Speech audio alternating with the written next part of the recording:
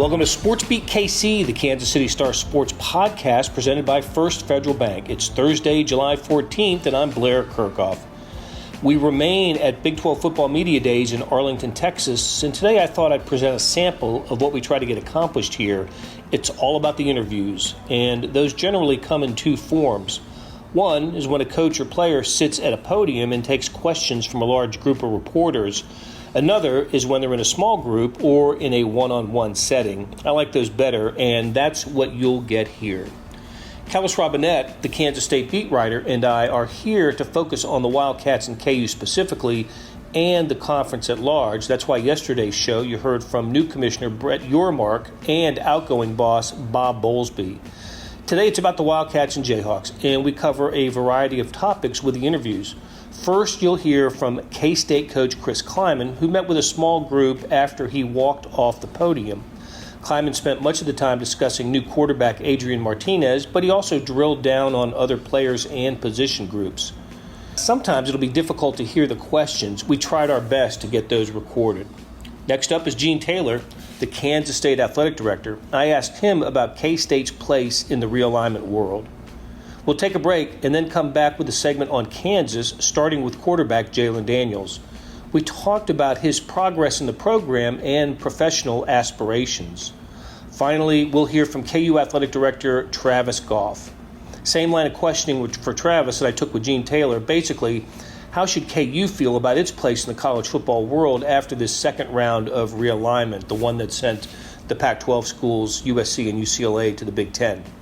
Okay, let's get started. Here is K-State football coach Chris Klieman.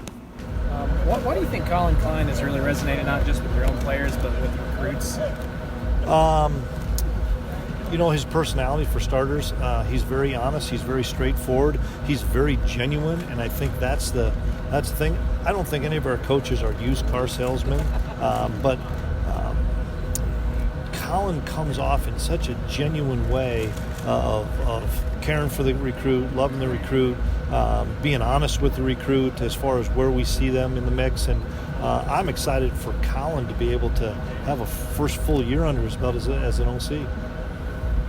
What did you see from him in the spring with an extended amount of time running the offense? A lot of different wrinkles that we put in, a lot of different terminology and stuff. It's just so hard to judge the spring with all those defensive players out, and that's something for us we've got to gauge quickly in the month of August with, Cooper Beebe's gonna block, Felix no matter what, but Hadley Panzer hasn't blocked Eli that much, or Andrew Linegang hasn't blocked Nate and Felix or Pick or some of those guys that were out. Of getting those guys up to speed and getting those guys great competition. We're trying to keep everybody healthy, but I'm excited about where we're at offensively. And then, we only had Adrian for 2 practices as well. So to pick up where we left off and have 25 good practices to get ready for that first game. Adrian had some of his better performances against better teams on the schedule last year. How can he build on that? It's interesting because people ask me about what he did last year or in the previous years. I know the guy played a ton of football, and he's an experienced football player.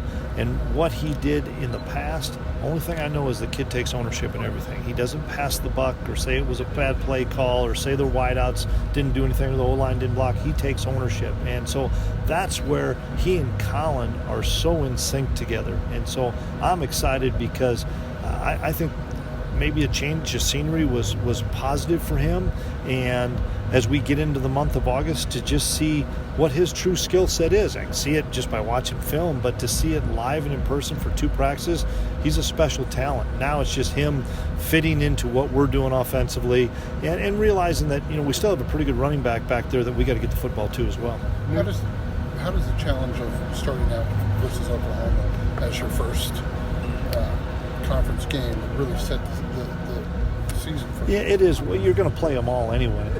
So the fact that the only thing that was for sure is we were going to play on the road. because that's the only thing that is for sure is K-State always opens on the road. But that's the only thing. You're going to play them all, and you knew which ones were home and which ones were away. So that's the game that we've got to play. To start us off, we've just got such a huge non-conference schedule, and it starts with South Dakota that we've got to gear up for and make sure that we're ready for that one. New defense last year, switching up the offense a bit this year. Did you imagine evolving this much since you got to Kansas State? Well, that's college football right now, and it's college athletics right now is evolve and adapt and adjust, and you can complain about it or you can go with the times, and there's no reason to complain about it or say, well, poor us or that, or what are they doing with this rule or that rule. You just have to control what you can control and adapt and adjust, and the defense last year, it helped us not give away so many RPO glances and some of those things in the RPO game. Offensively, we need to get more plays. Now, does that mean that we're going to play 95 plays? Probably not, but we need to get more of a play count so that guys like Phillip and Malik and Deuce and Cade and the guys can get touches and get our best players the football. And so, no, I nothing surprises me in college athletics. I'm glad. It gives me energy to be with the defense last year and now be a little bit more with the offense, just to kind of learn more and also tell them what hurts the defense. Coach, a little bit you talked about Cooper Beebe in the spring, moving him down inside at guard. Who have you kind of seen emerge at that tackle spot? Andrew Linegang is the first name that jumps out at me. Katori Levinston is in really good shape right now. He's having a really good summer and needs to be an impact player for us. But I don't know if he's the tackle and Beebs is the guard or vice versa. That's the great versatility that we have with those two guys. Andrew's strictly a tackle right now. Also getting Taylor Portier back allows us more flexibility because he, Hadley, Hayden Gillum, we have some guys inside that, Beebs is going to be a swing guy. Beebs is going to play both guard and tackle this year. I know you're happy when you got Daniel and Eli back, but what just is their natural maturation now? What more can they bring to the defense? Well, Daniel Green, I'm excited because he feels more comfortable in the 3 down now because he was 4 down and then he was back and forth in spring and fall of last year, that he feels really confident in what he's doing in the 3 down, and he really fits a 3 down inside linebacker better.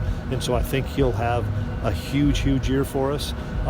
And I think he's probably one of the more underrated players in the league.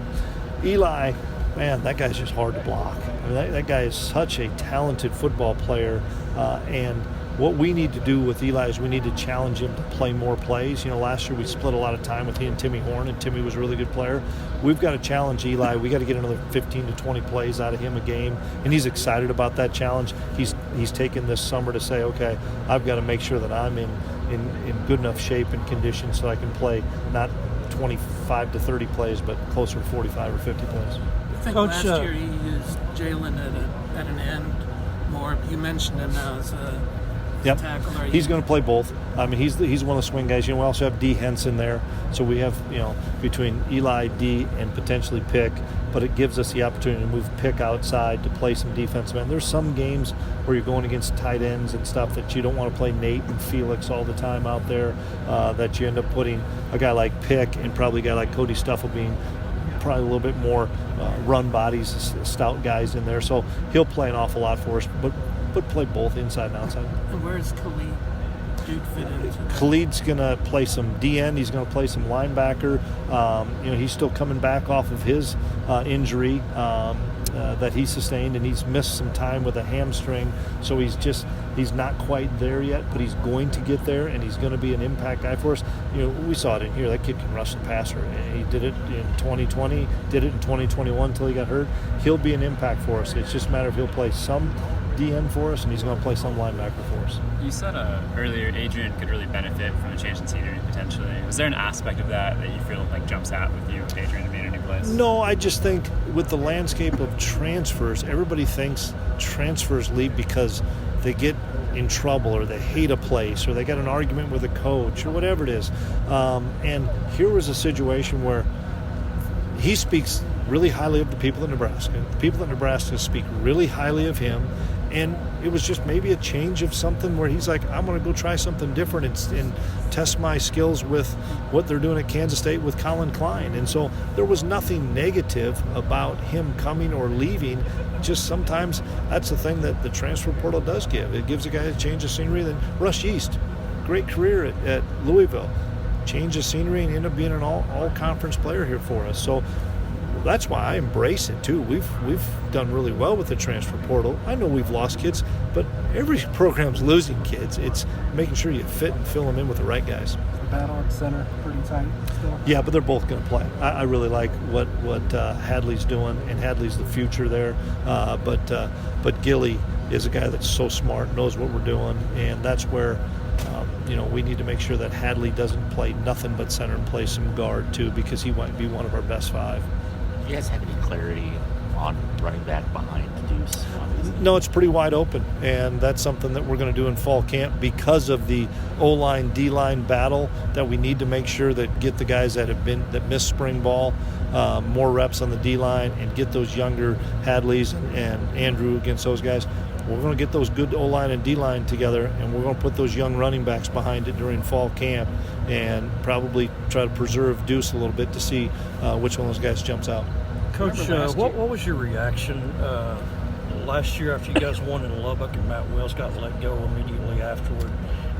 And did y'all, given y'all's friendship, did you have any conversations with him about joining your staff? I don't hit the first question first. I was really sad for college football that Matt was released after a game where I don't know what they were, 5-2, 5-3, but I'm not there, so I don't know all of that stuff. Matt Wells is a dear, dear friend of mine, and I wish Matt nothing but the best. I think he's at OU right now, I'm not sure. But I want what's best for Matt. Matt and I are still really good friends and happy that he's landing on his feet. Matt will be a head coach here soon. I remember last year you said you sought out some help for some other coaches about switching to the 3-4. Did you do that at all with offense, or was it just you and Colin talking about stuff? We picked some people's brains. I'm not going to tell you who we picked brains on. But a lot of that stuff was offensive guys in the winter as well, going professional development or bringing guys in to talk to them. And then just kind of pulling some ideas together. I mean, I'm excited that we added Thaddeus Ward. Thad has done some really good things at the wide receiver position and had some really good ideas. Riles is still one of the best run game guys there is, and B.A. is kind of the glue there with LePac. And so I'm excited about what some of the things we're going to do. I know you can't talk about recruiting, but do you think there's any reason why now you guys are resonating more with players? No in particular reason. Absolutely no in particular reason that I can see. It's just a nonstop. Recruiting's hard, and as you well know, we've got to get kids to Manhattan to have success. And you take that 16-month window where kids couldn't get to Manhattan, and now that is gone. Knock on wood, it doesn't come back. I think we have great things to sell when they come to Manhattan, from our staff to our support staff to our facilities. I mean, that indoor that's going up is going to be magnificent. When news broke that Adrian was going to come to K-State, and Will Howard in particular, did you have a chance to talk with him after that? How was his attitude, his work ethic during the spring when Adrian was out? What have you seen from Will? Great stuff. Will's a K-Stater and loves it at K-State. And Will still, even though he's played a little bit of football, he's a young player still, especially having to play in the pandemic year. Had conversations with him. Colin has had conversations with him. Will Howard's going to play a lot of football at K-State. And whether or not that's this year, it might be this year. You never know. We didn't think it was going to be in 2020 when it happened with Skyler getting hurt, or 2021. And so I think all these snaps that he's gotten has done nothing but help him. And then getting another voice in there with Adrian, I think it's continuing to help. Will's a team guy, and excited about his future. You just heard from Kansas State football coach Chris Kleiman. Here is Wildcats athletic director Gene Taylor, and I start off by asking him to kind of compare the sense of where Kansas State is post-realignment from last year to this year. You remember a year ago it was Texas and Oklahoma announcing they were leaving the Big 12 for the SEC. That happened just about a week after Big 12 football media days, and then this year it's UCLA and USC leaving the Pac-12 for the Big 10. So I asked Gene Taylor to compare the feeling on behalf of Kansas State with those situations. I'm in a lot better place than I was a year ago. I think right now, the 12 of us, 14 of us, however you want to count it, are in a position of strength compared to last year. And I feel that collectively we know we're in a position of strength. So I think the 12 of us are like, okay, we don't have to panic. We don't have to go start calling everybody. But, if we do, let's make sure it's the right ones. I think for us in particular, I think we've had a long history of success, particularly in football and basketball. I think our fan base, we don't have millions of eyeballs, but the eyeballs we have are passionate, and they're going to travel, and we're a good program. We're good in terms of how we compete, the fact we're successful, we do it the right way, all those things. And I think that's important. And I think, I don't think we have to worry about it. A year ago I was a little nervous, but I'm not that worried right now. That's good. I mean, that's... how much do you look at media opinions, rumor mills? It's funny. A year ago, I tried not to, but made me a little uncomfortable when they were talking about schools, and we weren't. There was a few of us that weren't part of those conversations, and now I'm reading it again a year later about some schools in the Pac-12. So I think it's just you just got to feel pretty secure about who you are as a program and what you bring to the table, and like I said, I don't pay much attention to it this year because I know what we went through last year, and we ended up being in a good shape, in a good place. But when I know we're well respected in the industry, right? Because of the program, because of what Bill built, because of the coaches we have, success, and so at the end of the day, when conferences, if we were to all of a sudden go to 2 or 3 conferences and we all split up, I think K-State's going to, and I don't think that's the case. I think we're going to be in good shape. You don't think splitting up, being 2 or 3 conferences, will be the case? I don't think so. Right. No, I think it'll depend on what happens with the Pac-12. If any of those get nervous, then maybe we're 4 conferences instead of 5. To me, right now, they're doing everything just like we did last year to stay together. That worked out for us. Hats off to Bob because he had a lot to do with that. That's my sense, and maybe the Pac-12 does what the Big 12 did last year and looks at the Mountain West for a couple of schools. So we'll see. I mean, it's kind of like right now. I think if we do expand, we got to make sure it's. And Brett talked about it. There's value, right? Because right now the pie is 40-some million per school. Well, if we had 4 more schools and it goes from 40 to 35, that doesn't help any of us. Right. But if we add those 4 schools and it goes to 50 or 60, I mean, it's not going to reach 100. No, but over time. But over time, maybe all of a sudden, then it's probably the right schools to add. I'd rather keep them. I don't want to lose a slice of the pie thinner than it currently is. It's hard enough to pay the bills right now. Right. Buying your first home is a huge milestone, but the journey there can be confusing. First Federal Bank of Kansas City is here to make it simple. After nearly a century of serving the KC community, our loan advisors have experience in every type of housing market. With a short phone call, we can give you a free rate quote and talk through loan options. No pressure, no obligation. The road to home ownership can be simple with First Federal Bank. Get started with a free quote at ffbkc.com/homes. First Federal Bank of Kansas City, because banking is personal. Member FDIC, Equal Housing Lender. Hey, this is Blair. There are several ways to access the Star Sports section. Let me tell you about a couple of them. There is Sports Pass. For $12.99 a month, you get unlimited digital access to all of the Star Sports content, including beat writing, columns, features, pretty much everything we write. The deal renews monthly until you tell us to cancel. For $159.99 a year, you get everything the Star has to offer digitally, including sports and the e-edition. Go to kansascity.com and drop down to the bottom of the page where it says Start a Subscription for more information. Your support has never been more important. As always, thanks for reading and listening. Welcome back to SportsBeat KC. We're on the road at Big 12 Football Media Days in Arlington, Texas. You just heard from the Kansas State perspective. Now let's check in with KU. And first up, quarterback Jalen Daniels. I feel like as a quarterback room, we're definitely all comfortable with each other. We're fine with, helping each other get better. At the end of the day, we know that football is the next man up mentality. I could get hurt, Bean could get hurt. You know, you seen what happened last year. You have to put somebody else in. So you have to make sure that the people that are around you are ready to go in no matter what the situation is.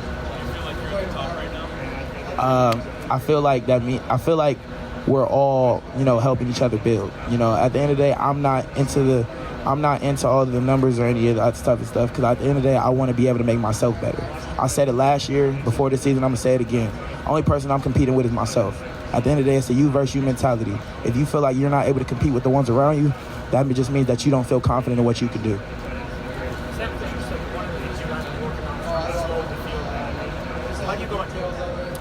That really just comes with your breakdown of the game. Coming into college, I didn't have that much film education. I didn't really know how to break down film like that. But, you know, going through, the different offenses that I went through, different coaches, they taught me a lot. That's one thing that I've, taken advantage of since I've been here. The fact that I've gotten different coaches has allowed me to open up my game to different ideas and different horizons.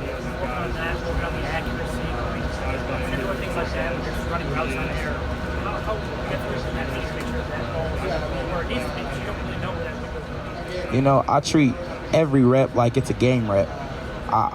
I focus on being accurate with every single pass that I make, because at the end of the day, what you're doing is going to build habits. You're going to either build a good habit or a bad habit. And your bad habits come from when you're not 100% doing what you want to do. So when you treat every rep like it's a game rep, no matter if it's inside of practice, in the game, outside of practice, extra work, any of that, you'll be perfectly fine. What are some of the workouts like I've really been working a lot with the receiving room so we can be, on the same type of timing type of thing.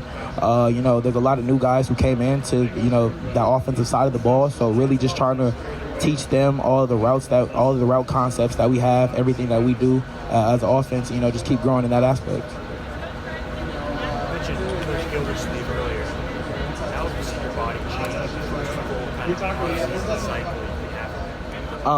With Coach Sleeve, I feel like whatever goal that you have for your body, he's able to help you get there. That's one thing that I've learned about this coaching staff. Once you tell them a goal, they're going to keep on pushing you to that every single day to, complete that standard. With Coach Sleeve and my body, I feel like he's done everything that I've asked him, to do for me. Like last year, I wanted to play at 210. He allowed me to get to where I wanted to go. But this year, I want to play at least 215. No matter if it's between 215 and 220, I want to play in that area. Yes, I'm at 220 right now. But we have fall camp coming up, so hopefully I can keep that 220. Why does that make you go? For me, I just feel like my freshman year, I was way too small, especially with going against, there's a lot of, I was 17 going against grown men out here. There was 23, 24-year-olds out there. So I just want to be able to keep building my body for the next level. Because I'm not just thinking about college. I'm thinking about the NFL. What can I do to better myself, my chances in that aspect? Bring up a goal, the coaches will help you get there. Is it different than your first year in college? It's definitely different from my first year. I mean, when Coach Leipold and them came here, the first thing that they did was ask us what we want from them. They had us give them a list of every quality that we want in our coaching staff and in our program. And, they held us to that standard. They wrote down the top 10 things that they got from everybody on the team, and they just kept pushing on that. I don't remember all 10 of them, but the biggest two for me was trust and the right to not the right to finish, but finish. Because there's a lot of times where we weren't able to finish out the game. So I especially my freshman year, we had a lot going on. There was a lot of times where it felt like, the energy was down. There was a lot of people giving up type of thing. But that was the main thing for me on that list was finish, confidence. Definitely. I mean, Texas game, we were able to start off strong, but halftime, Texas was able to put up some points. But that halftime speech goes a long way. Every halftime, it's either going to be we have to keep picking up the pace or we have to keep our foot on the pedal. You can't go backwards, because if you play lackadaisical, this is the Big 12. You're going to allow them to be able to come back. Big 12 puts up numbers. You're not safe in the league with a 14. You're not safe with being up 14 in the game. You have to keep your foot on that pedal. You need to go at 50 if you can. Say it again. How did you and Jared Casey celebrate after the catch? I didn't actually get to celebrate personally with Jared right after his catch because everybody jumped on him, and then he ended up going to go jump with a cornerback and ended up falling onto the ground then. But after it was all said and done, you know, after the game speech, me and him came back on the field, and I believe there's a picture somewhere, but it's just me and him looking at the scoreboard of, you know, how everything went. We just looking at it, and we just started talking like, dang, bro. They ain't never think that we was going to be able to do something like this. Don't it just feel good being able to prove people wrong? And that was the conversation that we had. And ever since we got into KU, that's just always been our main motivation. Okay, that was KU quarterback Jalen Daniels. Now let's hear from Kansas Athletic Director Travis Goff.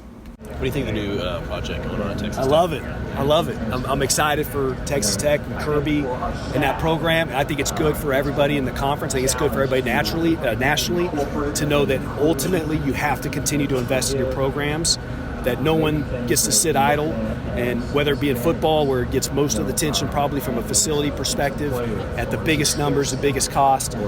For Kansas, seeing Texas Tech make that kind of announcement, make that kind of investment is a really good thing. So I hope it just helps us get even more and more, I think, momentum and energy about the investments we have to make at our place. Why do you view that as a good thing?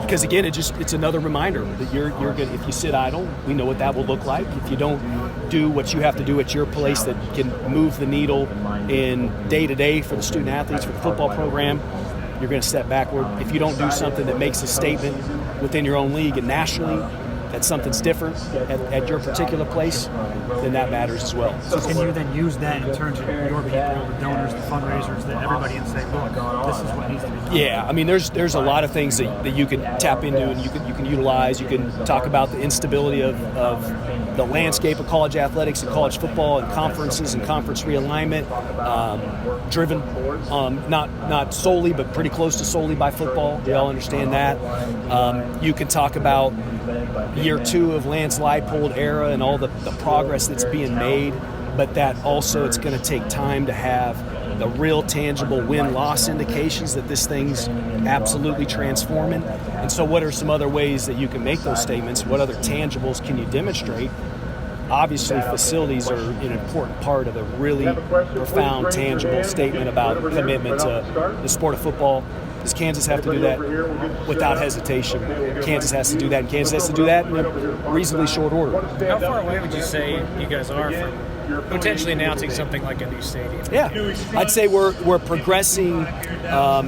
For me, 14 months in, we're progressing on exactly the track we should be, which means being really thoughtful, exploring multiple options, making sure we've got key partners involved in those discussions, making sure an entire institution can get behind what that investment is going to need to look like, that it's not a short-sighted rush to announcement, rush to just saying we're doing something. It's something that has a 25-plus year trajectory and impact to it. So that's the immediate path we're on, with the right leadership, with the right buy-in. The chancellor fully grasping the importance of that aspect. Our other stakeholders, donors, and others really embracing that this is a critical juncture in that particular realm. And I guess going back to the question, a year ago when I was just getting settled in at KU, I was very optimistic. I knew that the facility, in particular the stadium,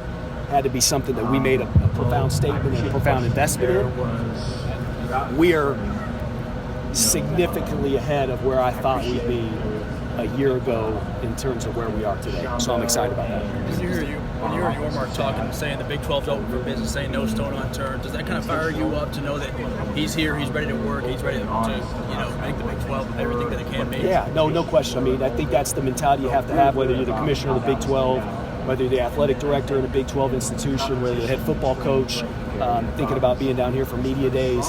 It is just that. It's making sure that you're absolutely understanding the landscape. It's making sure you're exploring any and all ways in which you can invest in your particular place and your property. In Brett's case, that's the conference. We've got great alignment behind that.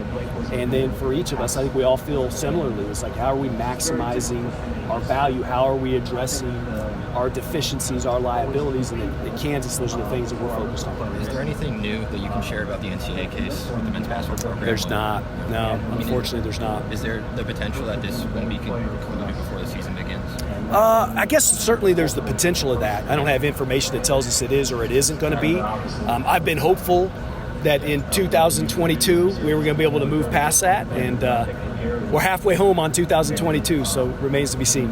Have you noticed any more fan excitement, any more tickets sold football-wise after the late success the team had last year? Yeah, we absolutely have. I think it's two statements. One is people know that the way in which Lance and his staff are going about it is a way that can be sustained, literally addressing the foundation, addressing the core challenges that we've had, having continuity and consistency for our young men, right? Them now under Lance's staff, having the same strength coach for a second year, having the same position coach for a second year, things that at our place we just haven't had the ability to have. So I guess the short answer is, without a question, people paying attention to Kansas football are excited. They believe in the direction. They're buying into that. The other part of the answer is it's been 10 plus years of challenges around Kansas football, which means there's a lot of people that need to see the real tangible outcome show up, wins and losses. We're excited about that day and that time. We won't sit idle in the meantime. We're going to keep pushing and challenging our fans to step up and support the program before it shows up profoundly on the win-loss call. When Bird was asked about potentially adding those Pac-12 teams, he said a lot of stuff, but he didn't say no.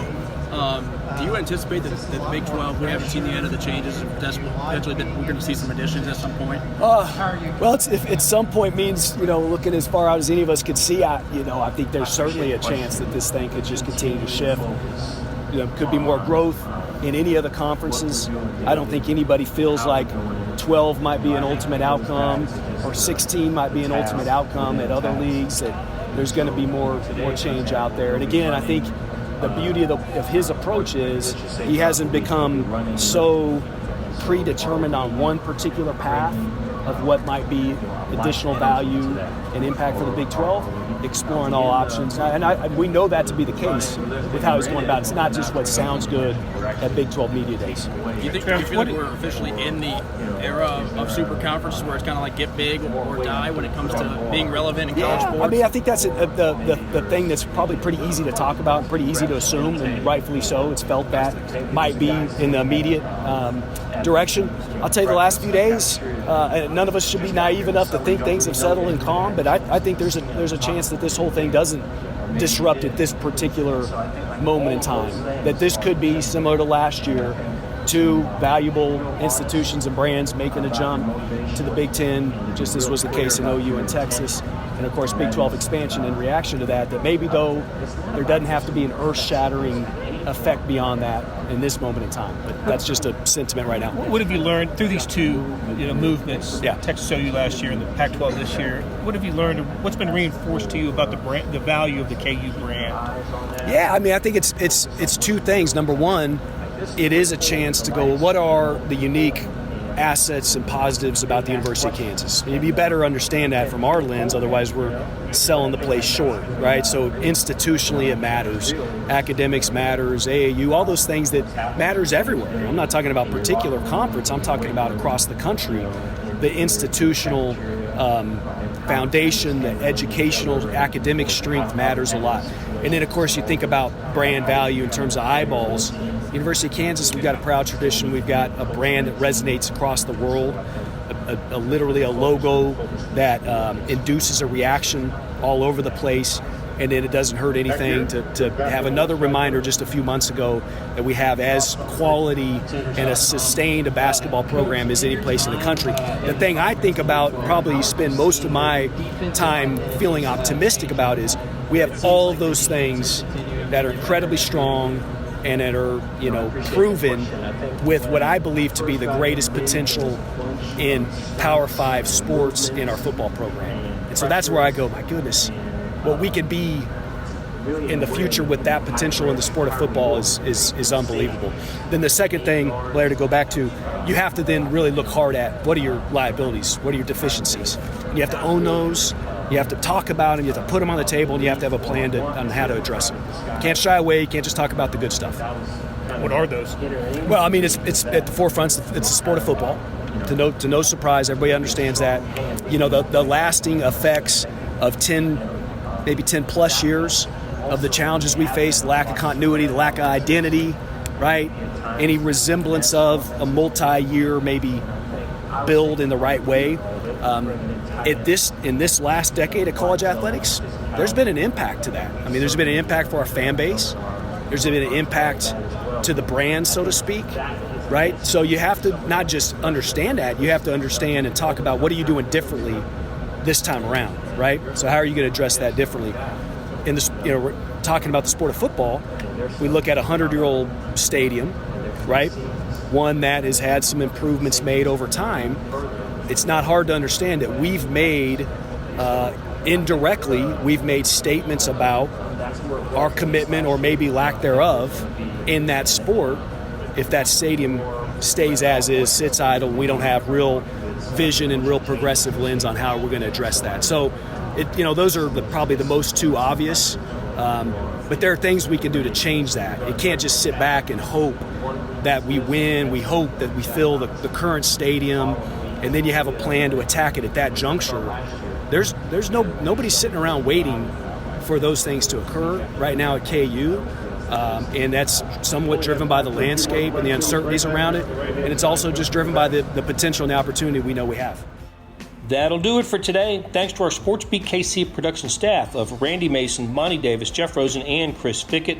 A shout out to our sponsor, First Federal Bank. Their website is ffbkc.com. The morning sports edition was 45 pages today. It was full of baseball, a British Open preview, and the one thing I really loved, a schedule for the upcoming World Track and Field Championships. If you haven't already, check it out.